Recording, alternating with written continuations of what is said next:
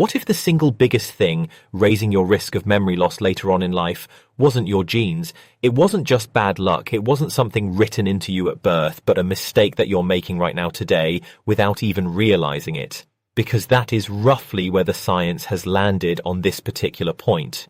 The biggest reviews of the evidence suggest that up to around 45% of dementia, so nearly half of cases, could be prevented or delayed by things that we have real control over. We tend to picture dementia and memory loss. I know they're not the same thing, but we tend to picture these things as, the way we picture cancer is just bad luck that either finds you or it doesn't. It's just one of those things that happens when you get older. But the thing is, around 4 in 10 cancers in adults are preventable as well, and dementia sits in exactly that same bracket.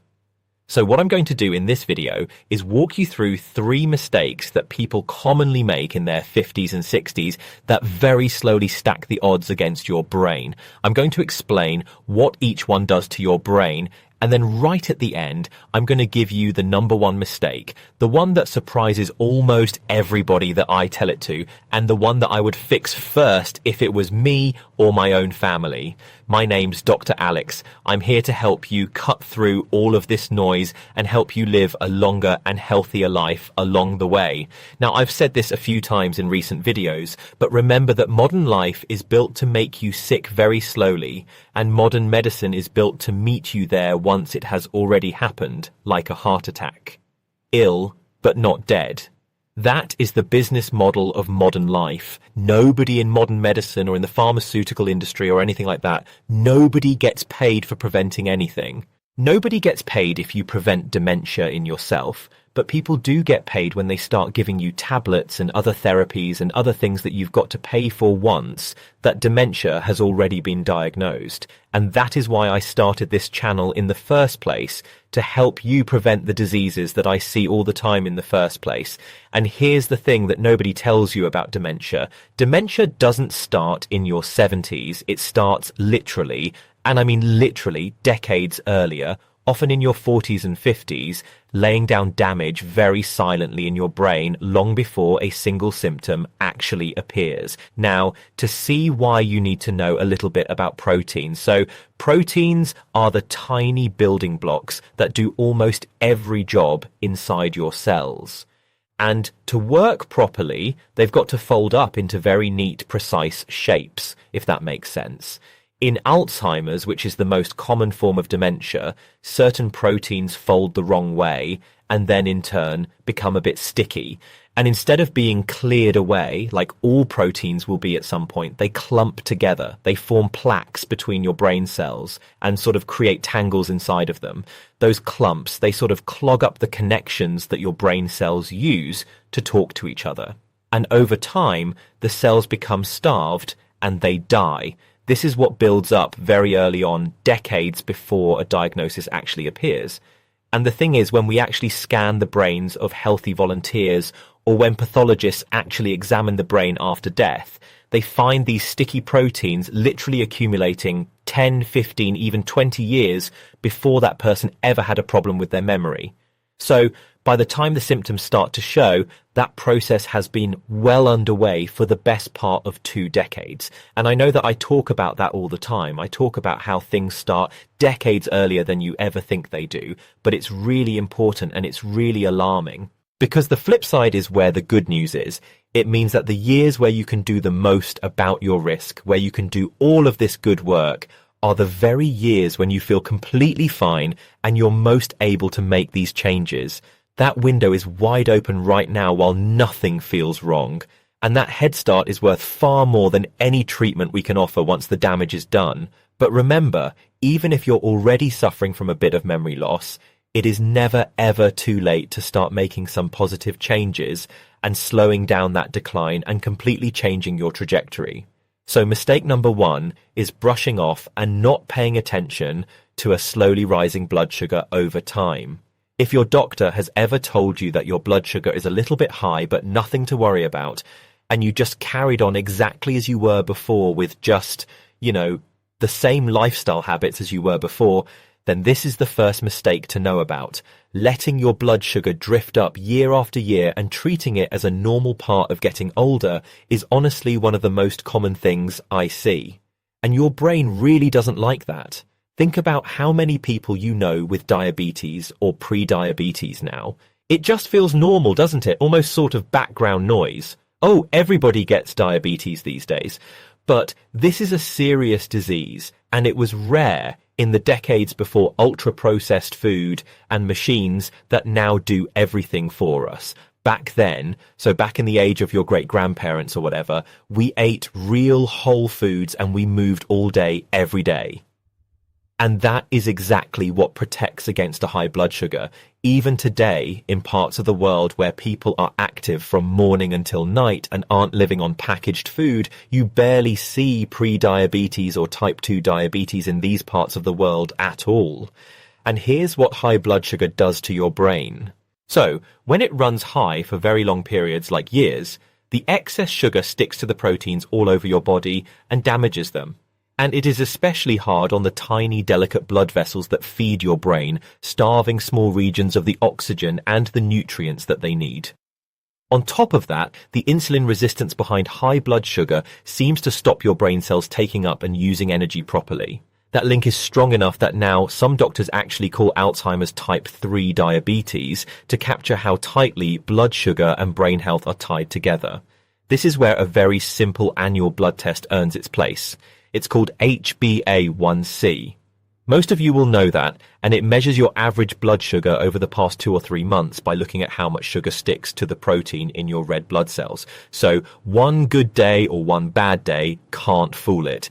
It is an average over 3 months, and the reason it matters so much is that insulin resistance builds for years, often starting when you're much younger, long before you feel a single thing. And honestly, I would argue that anybody over the age of 30 should spend a bit of money each year tracking this particular number, and also a fasting insulin if you can get that as well, because it's cheap, it is easy, and it's one of the earliest warning lights that you will ever get.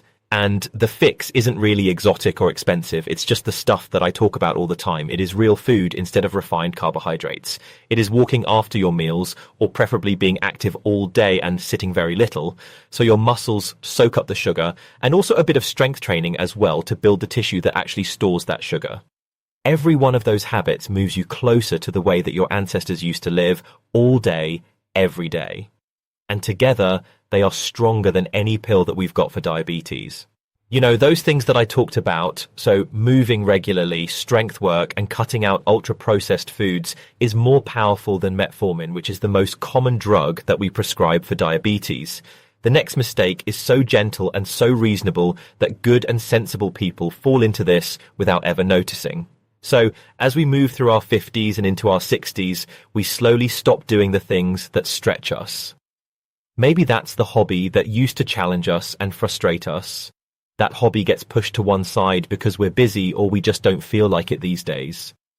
Or maybe the circle of friends that we used to see every week gets smaller and smaller as people move away or drift out of touch, and we don't quite replace those friends. And bit by bit, the physical stuff gets easier as well. So we take the car instead of walking, and we use the lift or the elevator instead of taking the stairs. And, you know, look, obviously I understand why this happens, because life is tiring and comfort is right there for the taking.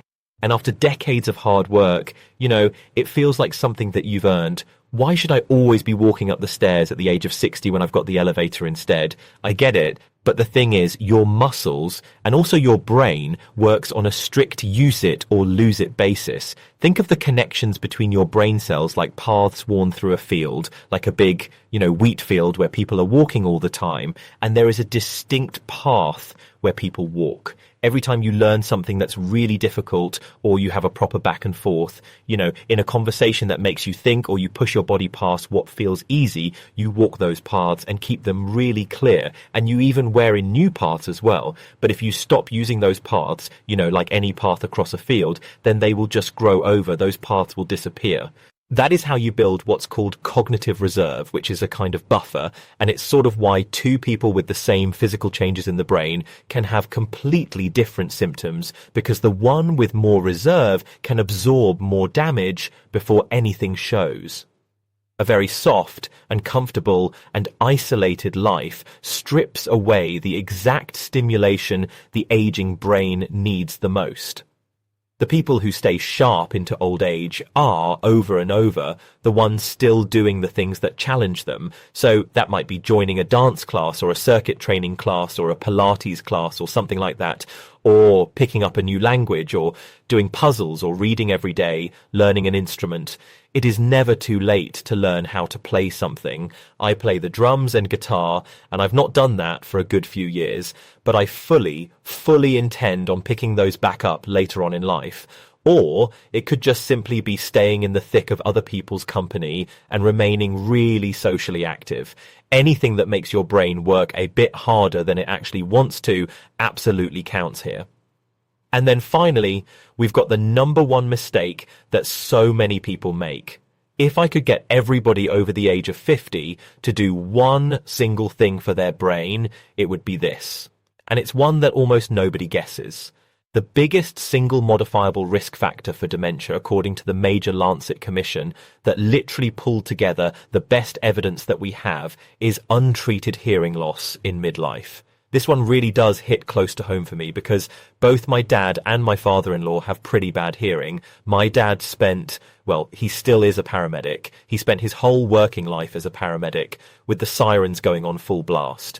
And then my father-in-law, Paul, he's a builder and used to be a farmer as well, who has used power tools for decades, and he has never worn ear defenders, no protection for his ears at all, no matter how many times people have told him to put them on.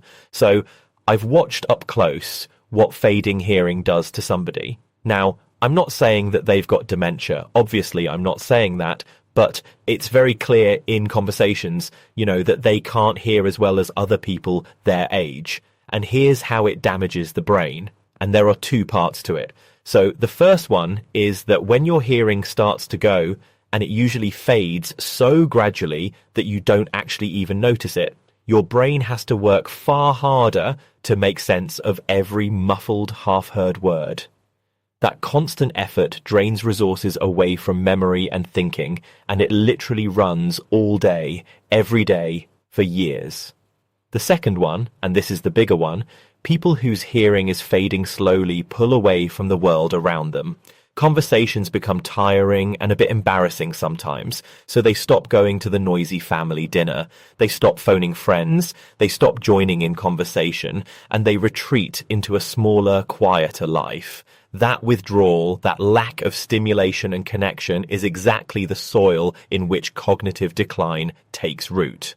This Lancet Commission, and I'll put a link in the description below for you, it found that hearing loss accounts for a bigger slice of preventable dementia than almost any other single factor that we know of. So those are the three mistakes, and it'll be really interesting to hear in the comments how many of these resonate with you personally. But let me just be really clear. These modifiable factors added together, are thought to account for up to around 45, maybe half, 50% of dementia cases, which is a huge and hopeful share. These are the things that we can change. But it obviously also means that the rest still comes down to age and genetics and things that we cannot control. So nobody watching should feel guilt or blame. If you have memory loss or dementia and you have, accounted for all of these things, you've really led a great life, then it could just be one of those things that was going to happen to you anyway. Like I said, it only accounts for around up to half of cases.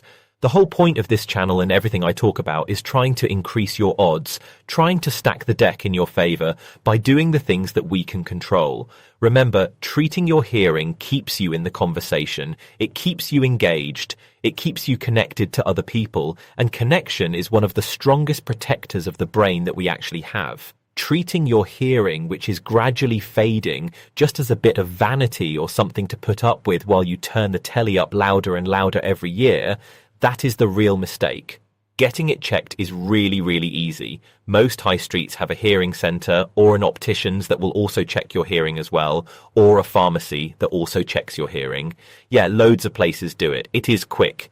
It's often free, or at least very, very cheap, and it's one of the best investments in your health that you can make. So if you take just one thing from this video today, it might be as simple as booking a hearing test, especially if you've caught yourself turning up the volume or asking people to repeat themselves more than you used to. And I would say, if you're over the age of 50, even if you think your hearing is okay, just book a hearing test anyway because it might surprise you, and they may be able to treat something that you didn't know you had or give you some advice, or at least, that could be the start of an annual hearing test, so they've got a baseline to work from. And please remember, none of these three is the whole story on its own. It is all of them together along with your sleep, your movement, your diet, your blood pressure, and staying connected to the people around you compounded over years and decades. That is honestly what really tilts the odds in your favor. You don't have to fix everything at once, and honestly, you shouldn't really try to. Pick the one that speaks to you the most and take a single small step towards that mistake this week. So if that's booking a hearing test or going for a walk after dinner to try and lower your blood sugar spike or ringing an old friend, then that is a real start, and the rest can follow on in time. Now, if you've got questions about any of this, then please leave them in the comments below, and I will honestly try to reply to as many as I can, but I do read all of them, and they shape what I cover in the next few weeks of videos. And if you've got a parent or a partner who's been struggling to hear, or they're saying pardon all the time, or what did you say, then just share this video with them or tell them what you've learned from this video, and hopefully we can help as many people as possible. Thank you so much for watching, and I'll see you next time.